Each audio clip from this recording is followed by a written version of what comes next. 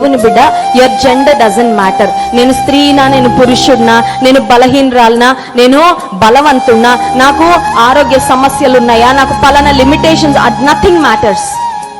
ఏంటి చాలా ప్రాముఖ్యమైనదంటే దేవుని చిత్తంలో నేను ఉన్నానా, ఈ సమయంలో దేవుని చిత్తంలో నేను ఏ పని చేయాలో అది నేను చేస్తున్నానా లేదా, దాని మీద దృష్టి కేంద్రీకరిస్తే కొన్నిసార్లు బలవంతులు చేయలేని కార్యాలు, కొన్నిసార్లు పురుషులు కూడా చేయలేని కార్యాలు, దేవుడు బలహీనులైన, తృణీకరించబడిన, కొన్నిసార్లు ఎవరి యొక్క లెక్కలోకి కూడా రాని వారి ద్వారా కూడా దేవుడు జరిగించుకోగలడు. దేవుని బిడ్డ, సూటి ప్రశ్న అడుగుతున్నాను. నీ ద్వారా, నా ద్వారా మన పరమ తండ్రి మహింపరచబడుతున్నారా? ఆయనకు ఘనతను ఆపాదిస్తున్నామా? పౌలు మహాశయుడు అంటాడు, మీరు భోజనము చేసినా పానము చేసినా ఎవరి మహిమ కోసం చేయండి.